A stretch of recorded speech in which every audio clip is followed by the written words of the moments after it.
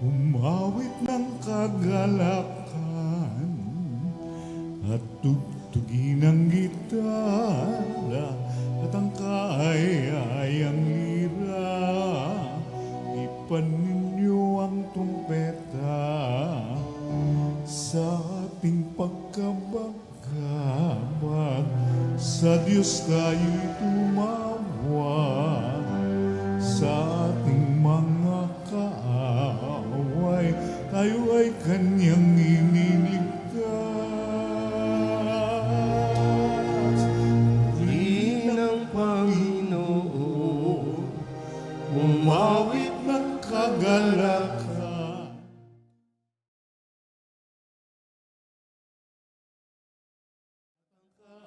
Kaayang lira, ipan ninyo ang trumpeta, ipan lang trumpeta.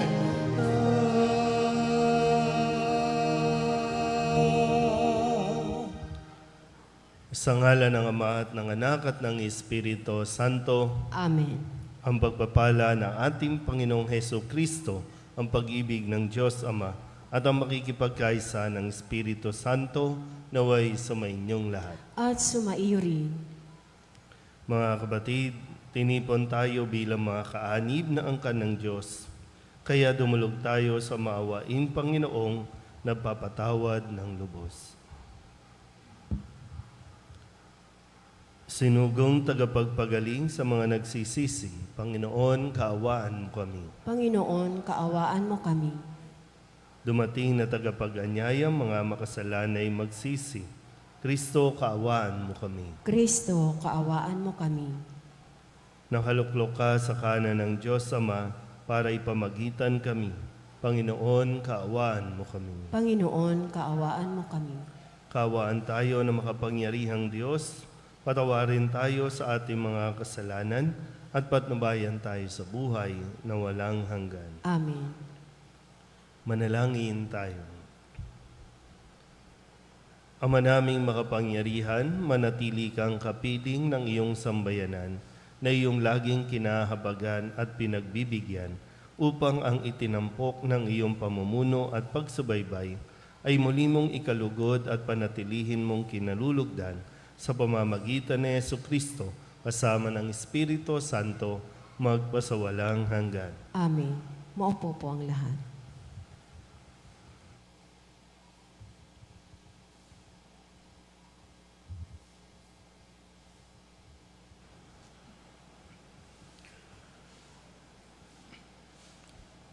Pagbasa mula sa aklat ni Propeta Jeremias.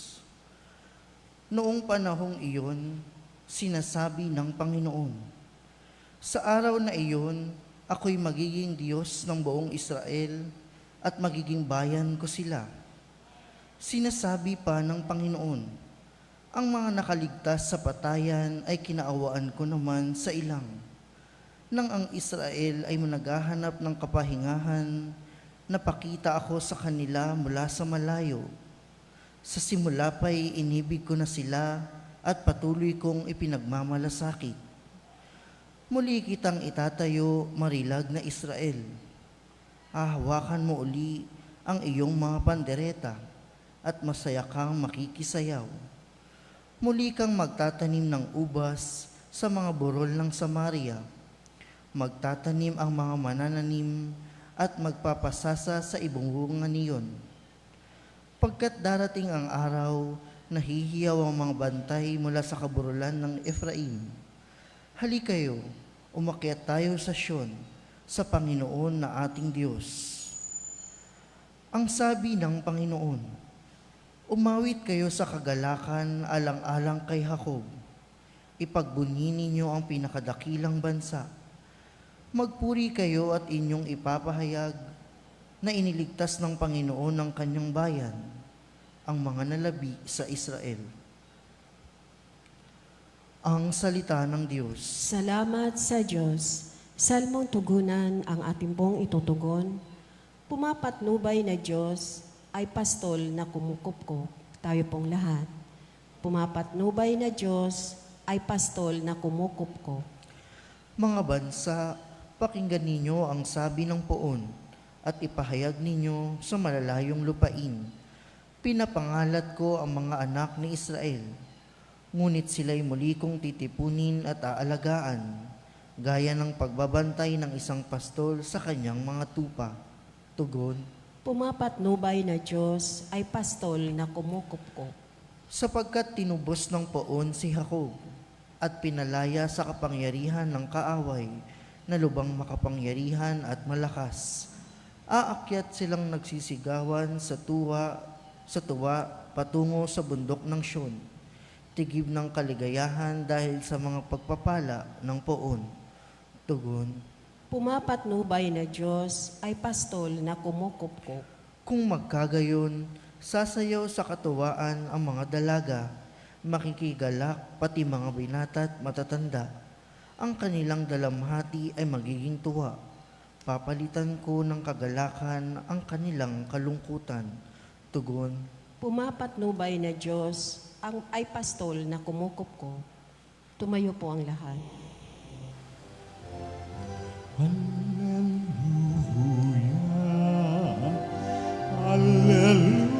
Hallelujah, Ikaw, Panginoon, ang sandaan at buhay at ang katotohanan. Hallelujah.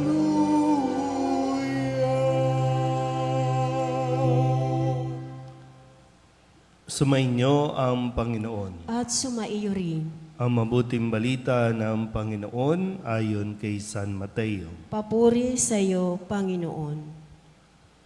Noong panahong iyon, nagpunta sa Jesus sa lupaing malapit sa Tiro at Sidon. Lumapit sa kanya ang isang Kananeyang naninirahan doon at malakas na sinabi, Panginoon, anak ni David, mahabag po kayo sa akin. Ang anak kong babae ay inaalihan ng demonyo at masyadong pinahihirapan. Ngunit gaputok may di tumugon si Jesus. At lumapit ang kanyang mga alagad at sinabi sa kanya, Pagbigyan na nga po ninyo at nang umalis.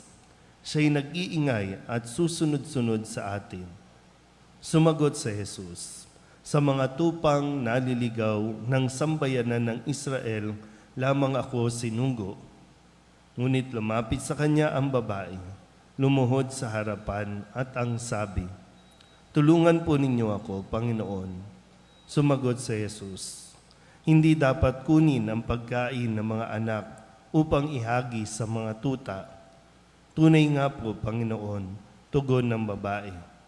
Ngunit mga tuta man ay nagsisikain ng mumong nalalaglag sa hapag ng kanilang Panginoon. Kaya't sinabi sa kanya ni Jesus, Napakalaki ng iyong pananalig, mangyayari ang hinihiling mo. At noon di, gumaling ang kanyang anak. Ang mabuting balita ng Panginoon. Pinupuri ka namin, Panginoong Heso Kristo. Maupo ang lahat. Isang magandang umaga po sa inyong lahat. Ngayon po ay Miyerkules ng 18 linggo sa karaniwang panahon.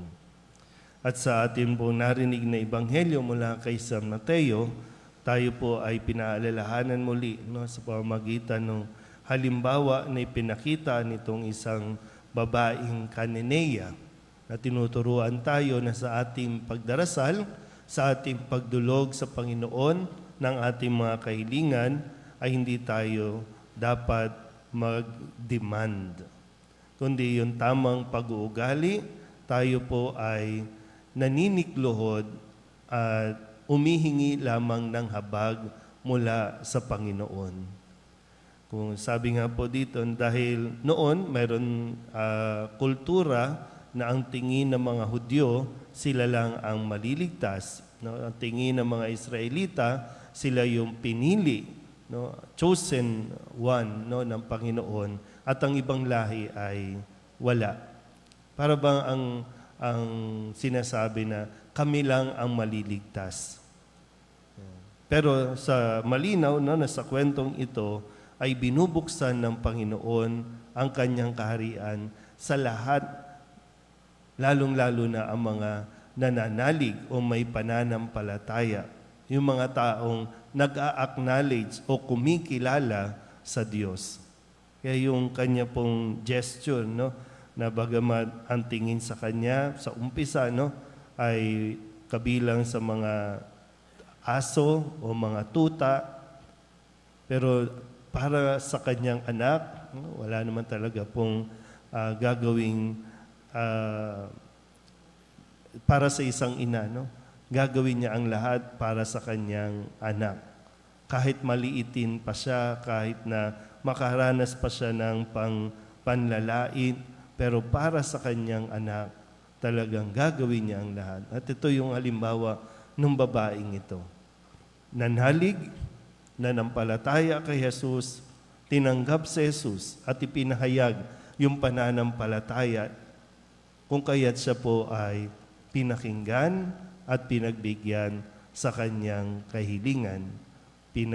Pinagaling at pinalayas yung masamang espiritu na sumanib o sumapi sa kanyang anak. Yan nawa, patuloy din natin tingnan, no, ang atin po mga sarili sa harapan ng Diyos. Hindi natin deserve lahat ng hinihingi natin, pero dahil sa kabutihan ng Diyos, ibinibigay niya ito. Isa lang yung kailangan natin din na maipakita. Kinikilala ba talaga natin siya? At sa pagkilala natin ito, nananampalataya ba tayo talaga sa Diyos?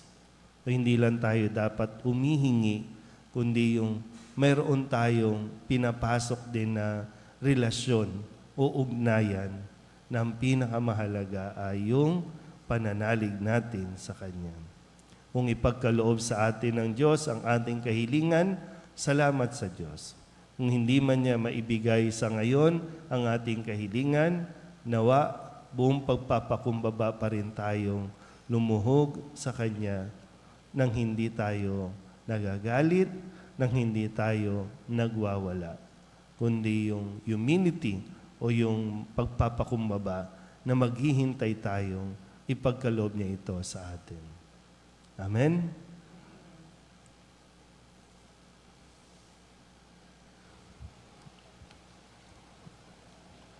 Binuwag ni Hesukristo ang pader na naghihiwalay sa mga Hudyo at mga Hintil. Bilang isang bayan ng bago at walang hanggang tipan, manalangin tayo sa Diyos na nagbubuklod sa atin. Ang ating pong itutugon, makapangyarihang Diyos, maawa ka sa amin. Makapangyarihang Diyos, maawa ka sa amin.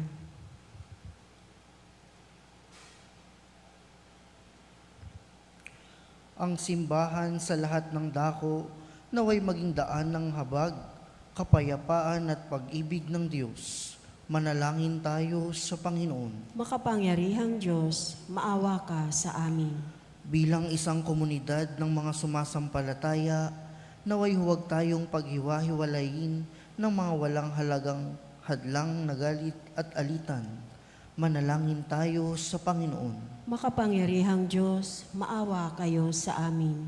Ang mga ina na naliligalig at lubos na nag-aalala para sa kalusugan ng kanilang mga anak, naway huwag sumuko sa pagtawag kay Jesus para sa kalinga at pag-aalalay.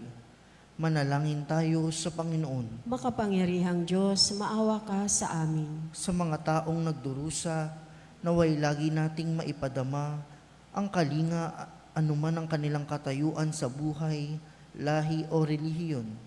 Manalangin tayo sa Panginoon. Makapangyarihang Diyos, maawa ka sa amin. Ang mga namayapa na sa buhay na ito, naway magbunyi magpakilanman sa makalangit na tahanan ng Diyos. Manalangin tayo sa Panginoon. Makapangyarihang Diyos, maawa ka.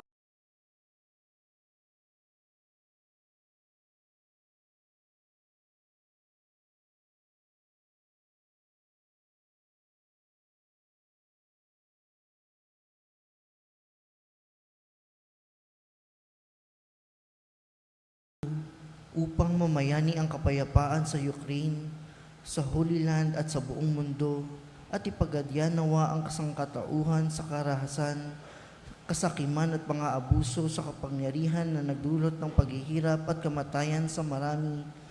Manalangin tayo sa Panginoon.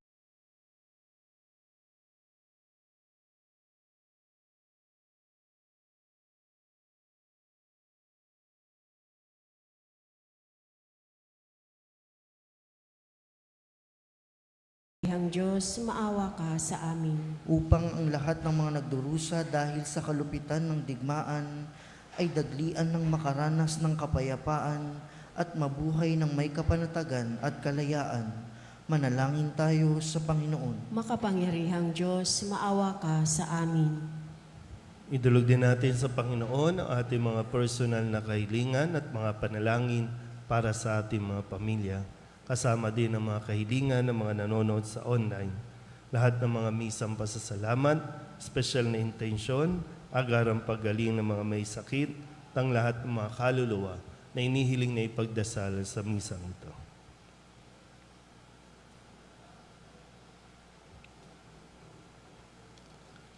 Ang lahat ng ito inihiling namin sa ngalan ni Kristong aming Panginoon. Amen. Maupo ang lahat.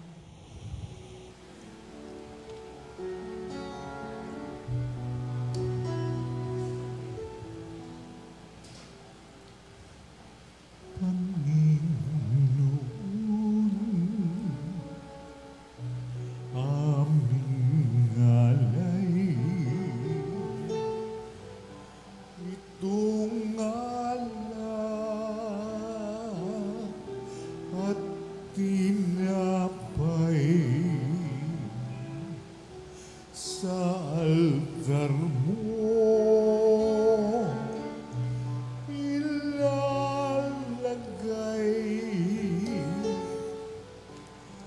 Tanggapin sa iyong kamay.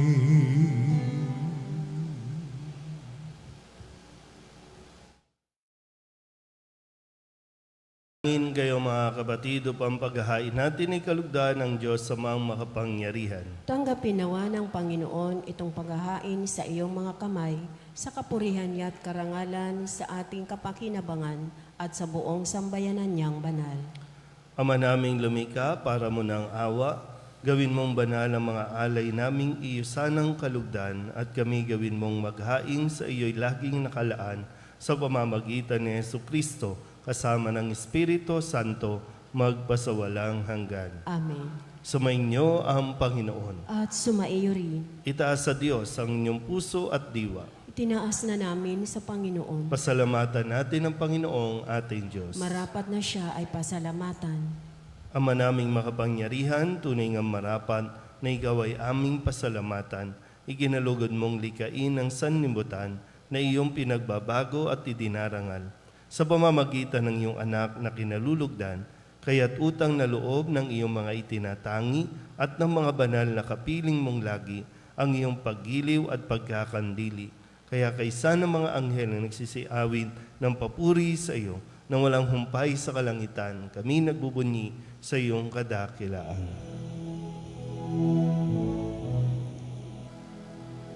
Santo, Santo, Santo, Panginoong Diyos na makapangyarihan, napupuno ang langit at lupa ng kaluwalhatian mo. Hosana sa kaitaasan, pinagpala ang naparirito sa ngalan ng Panginoon. Hosana sa kaitaasan. Ama naming banal, ikaw ang bukal ng tanang kabanalan. Kaya't sa pamamagitan ng iyong Espiritu, gawin mong banal ang kaloob na ito upang para sa aming maging katawan at dugo ng aming Panginoong Hesu Kristo. Bago niya pinagtiis ang kusang loob na maging handog, hinawakan niya ang tinapay, pinasalamatan kaniya, pinaghati-hati niya iyon, iniabot sa kanyang mga alagad at sinabi, "Tanggapin ninyong lahat ito at kanin, ito ang aking katawan na ihahandog para sa inyo."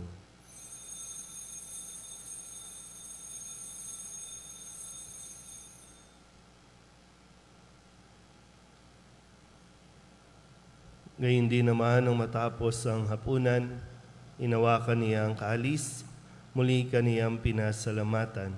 Iniabot niya ang kalis sa kanyang mga alagad at sinabi,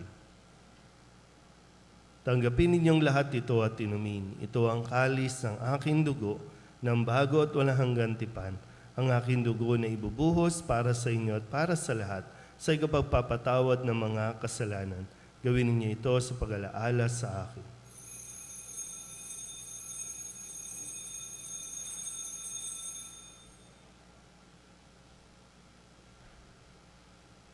Ipagbunyi natin ang misteryo ng pananampalataya. Si Kristo'y namatay, si Kristo'y nabuhay, si Kristo'y babalik sa wakas ng panahon.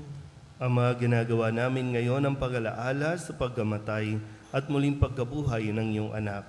Kaya tiniaalay namin sa iyo ang tinapay na nagbibigay buhay at ang kalis na nagkakaloob ng kaligtasan. Kami nagpapasalamat dahil kami iyong minarapat na tumayo sa harap mo para maglingkod sa iyo. Isinasamo namin kami magsasalo-salo sa katawan at dugo ni Kristo ay mabuklod sa pagkakaisa sa pamamagitan ng Espiritu Santo. Ama, lingapin mo ang iyong simbahang laganap sa buong daigdig.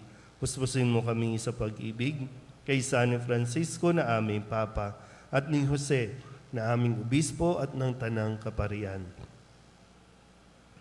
Alalahanin mo rin ang mga kapatid naming nahimlay na may pag-asang sila'y muling mabubuhay, gayon din ang lahat ng mga pumanaw. Kawaan mo sila at patuloyin sa iyong kaliwanagan. Kawaan mo at pagintapatin kaming lahat na makasalo sa iyong buhay na walang wakas. Kaysa na mahal na Birhen Maria na ina ng Diyos, ng kabiyak ng puso niyang San Jose. Kaysa ng mga apostol at ng lahat ng mga banal na namuhay dito sa daigdig ng kalugod-lugod sa iyo, may pagdiwang nawa namin ng papupuri sa ikararangal mo sa pamamagitan ng iyong anak na aming Panginoong Hesu Kristo. Sa pamamagitan ni Kristo, kasama niya sa Kanya, ang lahat ng parangal at papuri ay sa iyo, Diyos amang makapangyarihan, kasama ng Espiritu Santo, magpasawalang hanggan. Amen. Amen.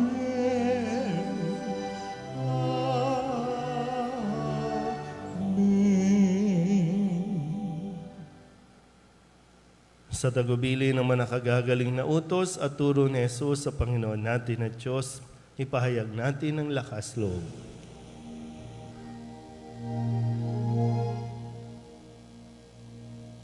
Ama namin, sumasalangit ka,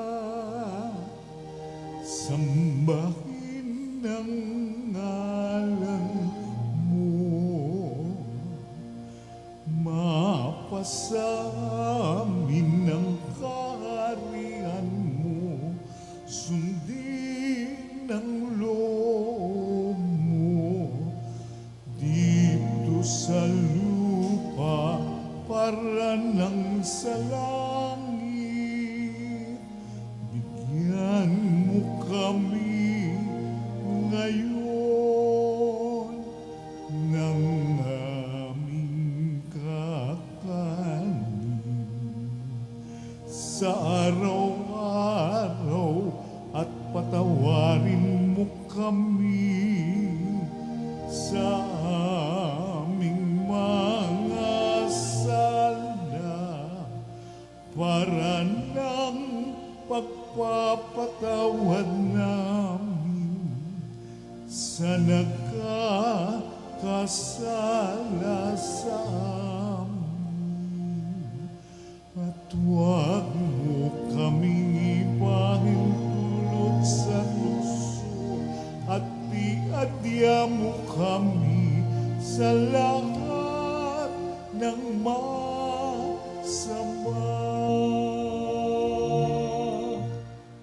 Hinihiling namin kami iadya sa lahat na masama, pagkalooban ng kapayapaan araw-araw, iligtas sa kasalanan at ilayo sa lahat ng kapahamakan, samantalang aming pinananabikan ang dakilang araw ng pagpapahayag ng tagapagligtas naming sa Jesucristo. Sapagkat iyo ang kaharian at ang kapangyarihan at ang kapurihan magpakailanman. Amen.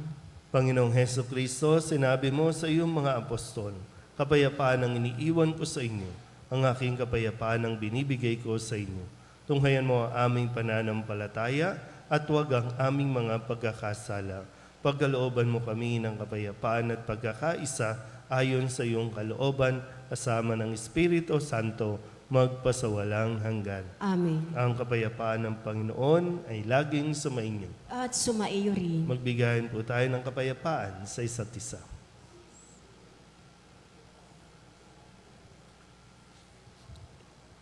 Kordero ng Diyos na nag-aalis ng mga kasalanan ng sanlibutan, maawa ka sa amin. Kordero ng Diyos na nag-aalis ng mga kasalanan ng sanlibutan, maawa ka sa amin. Kordero ng Diyos na nag-aalis ng mga kasalanan ng sanlibutan, ipagkaloob mo sa amin ang kapayapaan. Lumuhod po ang lahat.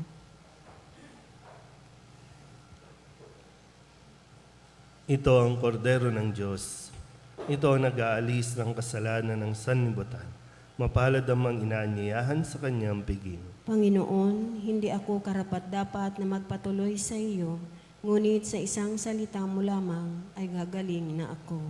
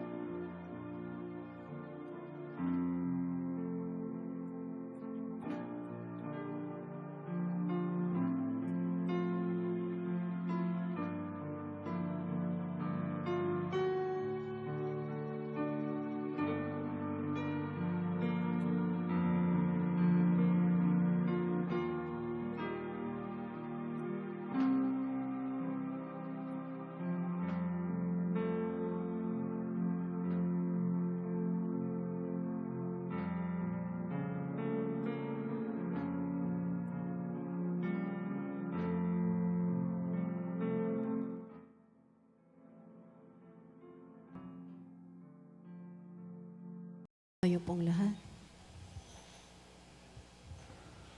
Manalangin tayo. Ama naming mapagmahal, kaming pinapagsalo mo sa banal na pakikinabang ay iyong tuwangan sa ginagawa namin sa araw-araw upang kaming hindi mo pinagkakaita ng pagsubaybay ay gawin mong maging marapat sa lubos na kaligtasan sa pamamagitan ni Jesucristo kasama ng Espiritu Santo magpasawalang hanggan. Amen. Sumainyo ang Panginoon. At sumaiyo rin. At pagpalain kayo ng makapangyarihang Diyos, Ama at Anak, at Espiritu Santo. Amen. Tapos sa banal na misa, umayo tayo sa kapayapaan ni Kristo. Salamat sa Diyos. Magandang umaga po.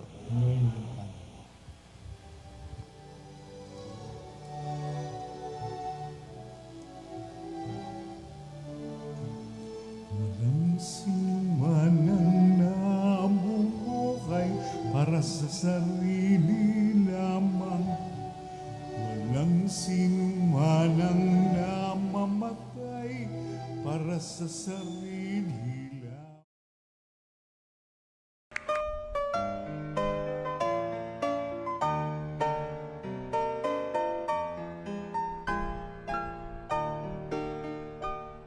Nuestro Padre Jesús Nazareno, sinasamba ka namin, pinipintuho ka namin.